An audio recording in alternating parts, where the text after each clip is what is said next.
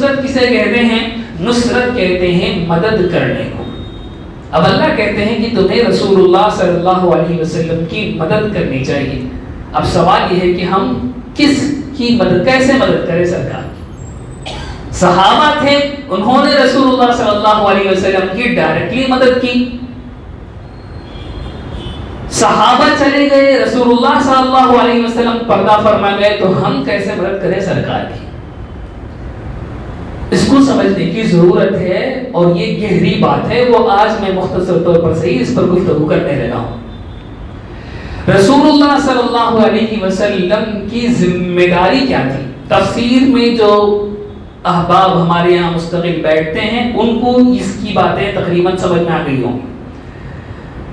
رسول اللہ صلی اللہ علیہ وسلم کی ایک ذمہ داری ہے، ایک ریسپانسبلٹی ہے۔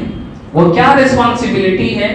وہ وہی ریسپانسبلٹی ہے کہ رسول اللہ صلی اللہ علیہ وسلم کو اللہ نے اس زمین پر کس لیے بھیجا، جس مقصد کے لیے اللہ نے رسول اللہ کو زمین پر بھیجا، یہ آپ کی ڈیوٹی تھی، آپ اسے اپنی زندگی میں پورا کرتے رہے۔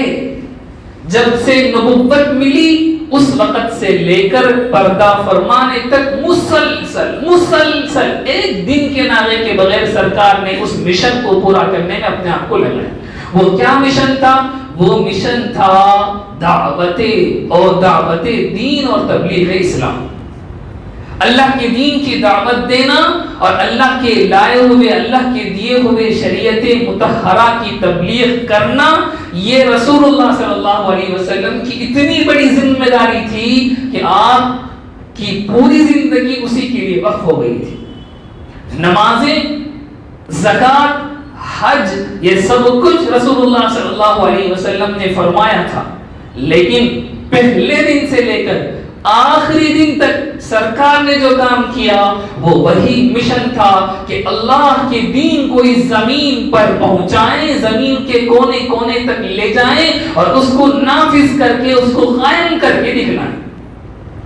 چنانچہ آپ نے اپنی پوری زندگی اسی کے لیے لگا دی، پوری زندگی اسی کے لیے خرچ کر دی۔ قرآن مجید نے کئی جگہوں میں اس بات کو بہت وضاحت کے ساتھ ارشاد فرمایا ہے۔ سیخول کے اندر بھی تفسیر میں ہم نے گزشتہ ہفتے اسی آیت پر تذکرہ کیا تھا۔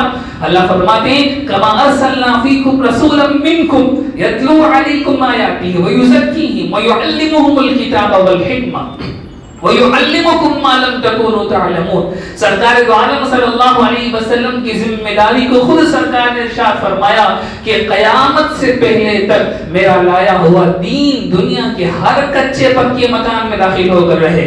اللہ کے نبی کی لائی ہوئی شریعت، اللہ کے نبی کا لایا ہوا دین دنیا کے آخری کونے تک، دنیا کے آخری انسان تک پہنچانا، یہ ذمہ داری ہے رسول اللہ صلی اللہ علیہ وسلم کی۔ اور آپ نے اس کا بیڑا اٹھایا، اپنی زندگی میں مکے سے کام شروع فرمایا۔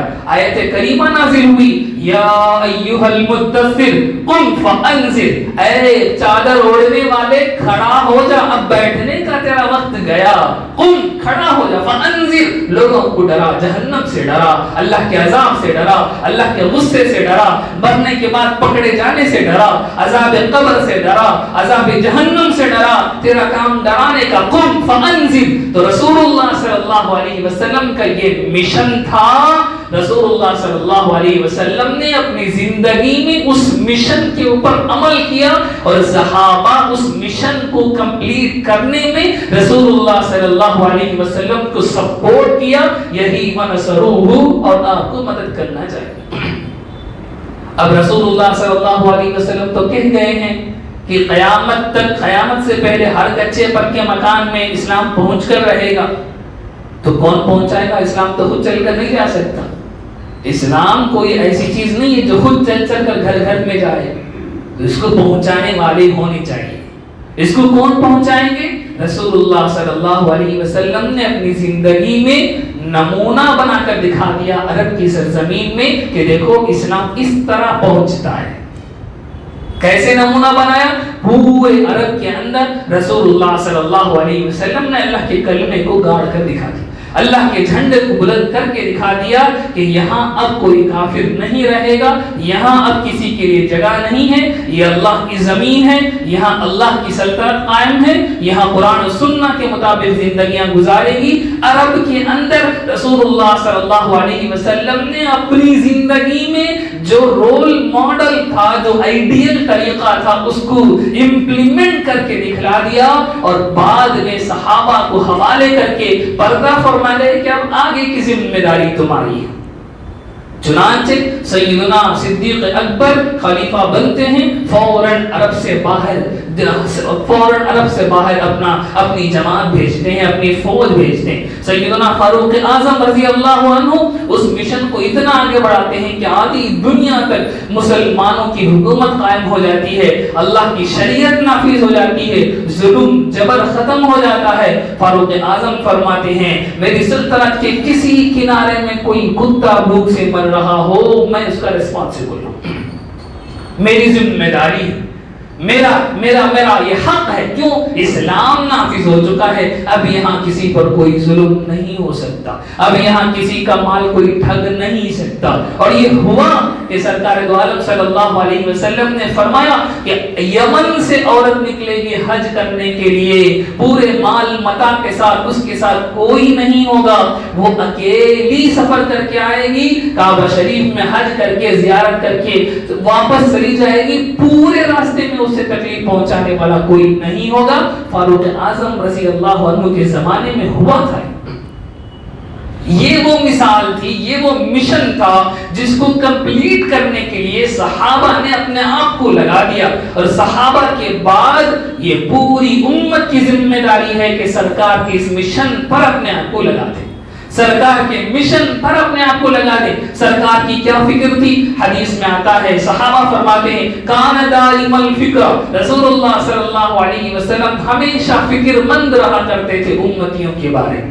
رسول اللہ صلی اللہ علیہ وسلم ہمیشہ فکر کرتے تھے، راتوں میں جاگ کر تہجد میں۔ سرکار دو عالم صلی اللہ علیہ وسلم کی راتیں آپ حدیثوں کے اندر پڑھ کر دیکھیں، ہماری راتیں ایئر کنڈیشنوں میں نرم نرم گدوں کے اوپر موٹے موٹے بیڈ شیٹوں کے اندر جو گزر رہی ہیں، سرکار کے بارے میں اما عائشہ فرماتی ہیں کہ آپ سجدے میں جا کر ایسا روتے تھے کہ مجھے ایسا آواز محسوس ہوتا تھا جیسے ہانڈی پک رہی ہو، ہانڈی کے کھٹ کھٹ کھٹ کرنے کی جو آواز آتی ہے، سرکار کے سینے مبارک سے وہ آواز اما عائشہ سنا کرتی تھی۔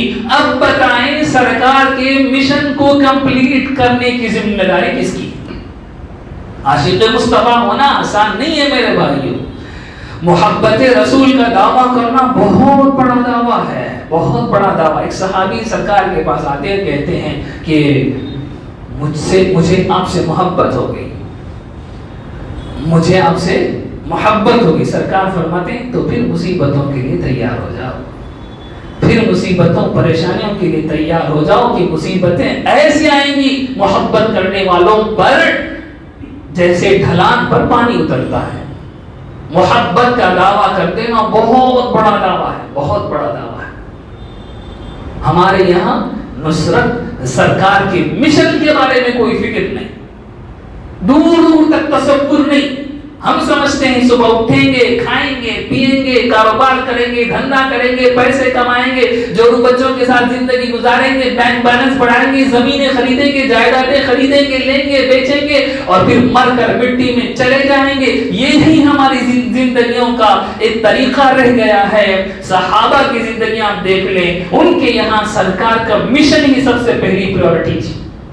انہوں نے دھندا ضرور کیا ہے، انہوں نے کام ضرور کیا ہے، لیکن اس کام کے پیچھے بھی ان کا پرپس یہی تھا کہ سرکار کا مشن کمپلیٹ کرے۔ میں نے تفسیر کے اندر بھی بیان کیا کہ چائنا میں کوئی جماعت نہیں گئی دین الاسلام کو انٹروڈیوس کرانے کے لیے، ملیشیا میں کوئی جماعت نہیں گئی، انڈونیشیا میں کوئی جماعت نہیں گئی۔ کون گئے؟ تجارت کرنے والے گئے، تجارت کرنے والے تاجرین گئے ہیں، تاجروں نے وہاں اسلام کو انٹروڈیوس کروایا، کیونکہ ان تاجروں کی فرسٹ پریورٹی تھی سرکار کے مشن کو کمپلیٹ کر۔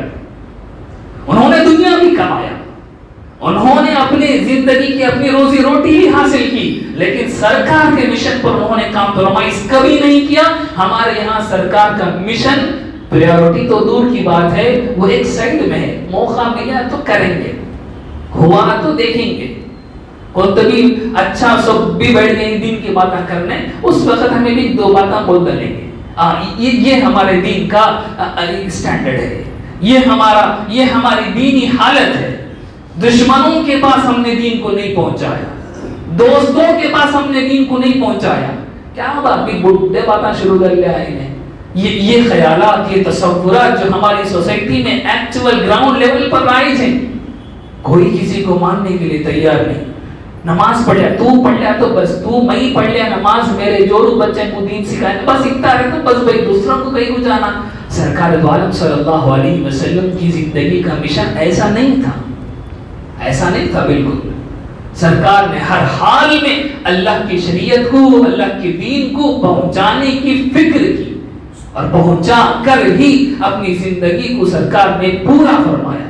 और हमारे यहाँ जो हालत बनी हुई है, ये नुसरत इसके अंदर कभी नहीं पाई जाती। तो फल्लदीना आमनू बिही वअज़्ज़रूहु वनसरूहु, वो लोग जो सरकार पर ईमान लाए, सरकार की ताज़ीम उन्होंने की और सरकार की नुसरत उन्होंने की। इस नुसरत का मतलब ही यही है कि सरकार के मिशन को आगे ले जाने में अपना हिस्सा डालना, गैरों तक दीन को पहुंचाना, मुसलमानों के जाहिलों तक दीन को पहुंचाना, मानने वालों तक दीन को पहुंचाना, ना मानने वालों तक दीन को पहुंचाना, अल्लाह के दीन को कायम करने की जिद्दोजहद करना, अपने हैसियत के मुताबिक अल्लाह की शरीयत को अपने घरों के अंदर इंप्लीमेंट करना, अपने मोहल्ले में इंप्लीमेंट करना, अपनी सोसाइटी में इंप्लीमेंट करना, उसके बारे में फिक्र करना, नए नए तरीके सोचना, अपने हिस्से की जिंदगी को उसमें लगाने की कोशिश करना, ये है सरकार की नुसरत करना। आज के जमाने की नुसरत है सरकार, दीन की बातें फैलाना, उसके लिए मेहनत करना, ये है नुसरत करना।